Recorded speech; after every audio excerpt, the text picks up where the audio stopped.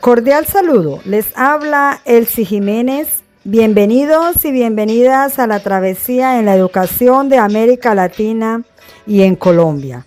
Hoy nos adentraremos en un fascinante recorrido por la historia de la educación en América Latina y de forma más particular de los hechos de la educación en el escenario colombiano, analizando cómo las políticas educativas, los movimientos sociales y las corrientes de pensamiento han configurado los sistemas educativos que conocemos. Para ello, nos apoyaremos en los trabajos de Gabriela Ossenbach, Jorge Pérez, Manuela de Irraga y Miguel Alberto Maldonado.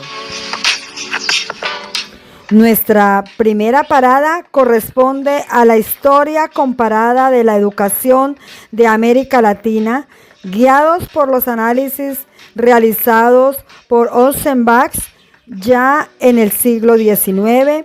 Asistimos a los primeros balbuceos de la instrucción pública.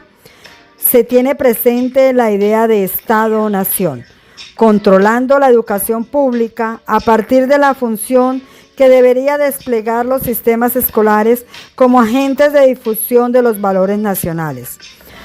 Ossenbach nos recuerda que, a pesar de las similitudes, cada país americano vivió este proceso con sus propias diferencias.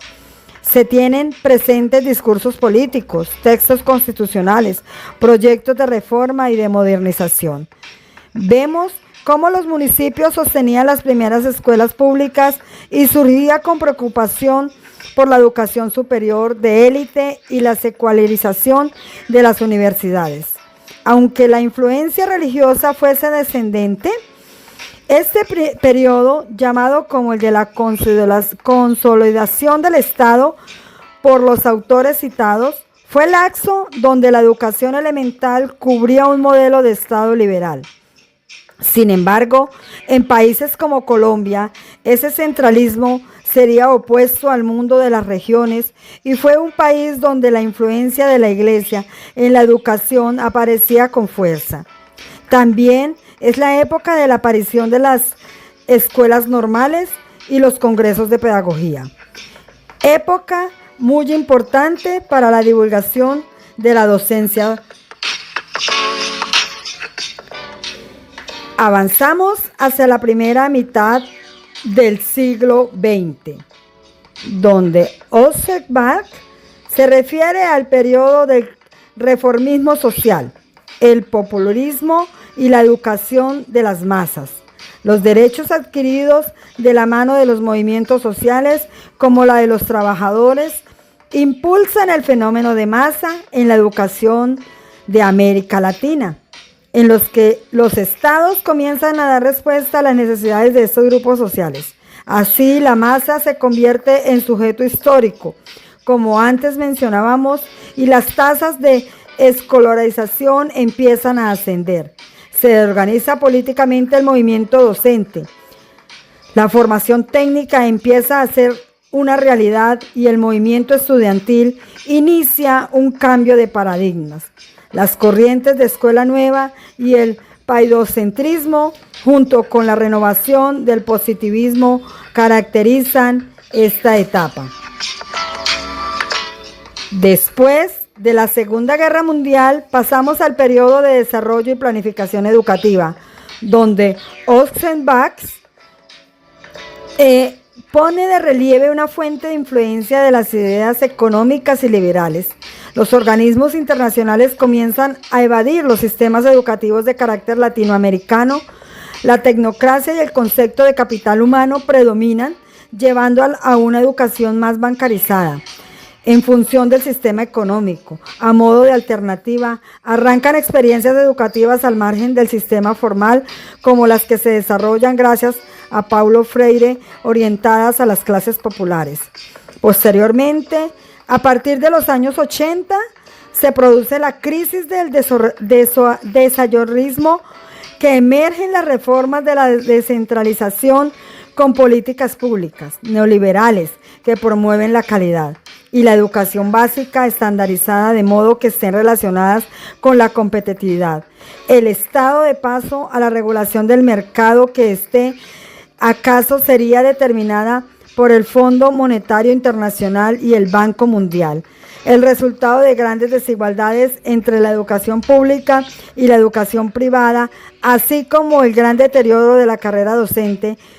Dicho de otro modo, estas reformas neoliberales, como sugiere Ochsenbach, han transgredido sistemáticamente a los sistemas educativos de América Latina.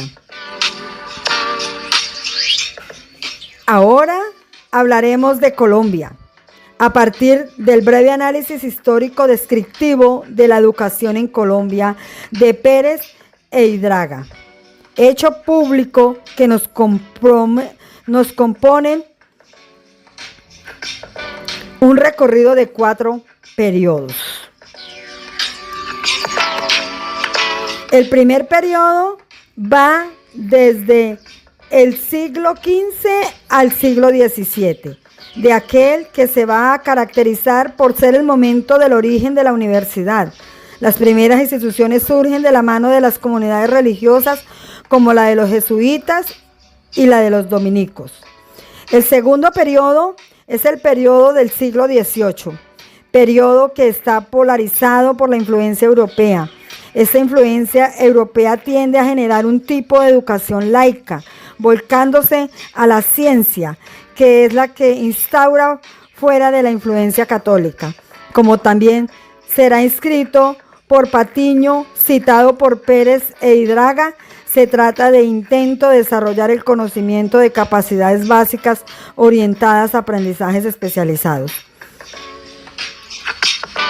El tercer periodo, nuestro periodo de grandes transformaciones, es el periodo en el que se encuadra la educación, persiguiéndose además de la constitución de una estructura administrativa con la creación del Ministerio de Educación Nacional. Podemos incluso establecer la constitución de un hito fundamental, como es la Constitución Política de 1991 y la posterior Ley 115 de 1994. La Ley General de Educación, que institucionalizaría la educación como servicio público cuya administración es asumido desde el Estado. El cuarto periodo a que nos remite es el periodo del siglo XXI, caracterizado por una fuerte relación entre la educación y la globalización. Pérez e Idraga indican que la globalización, que ha estado presente en los anteriores periodos, ahora se hace mucho más presente en las políticas educativas y exige a su vez la revisión de las políticas sociales, lo que da lugar en el país al implante de modelos foráneos. La historia de la educación en Colombia marca la importancia inicial de la comunidad religiosa, la influencia transformadora de la Ilustración y cómo el Estado liberal empieza a secularizar la educación, que entre tanto ha quedado en cierta forma bastante atrapada por las políticas educativas internacionales. Para finalizar esta reflexión, convierte traer a colación el trabajo de Miguel Alberto Maldonado y el capítulo El desencanto y la acción crítica en Europa, de su libro Pedagogías Críticas. Maldonado nos invita a reflexionar sobre la necesidad de una acción crítica que, ante la sensación de desencanto y también ante las limitaciones que el positivismo brinda a las ciencias sociales, ha hecho necesario replantear la ética de la investigación y cuestionar el modelo, una mirada que sin duda resulta clave para estudiar la historia y la actual situación de la educación. Así pues, y con esto hemos terminado el viaje de hoy.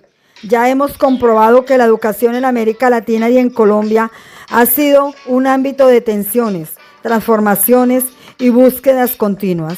Desde los primeros intentos de la educación pública hasta los complejos desafíos de la globalización y la necesidad de una pedagogía crítica. Gracias por su compañía.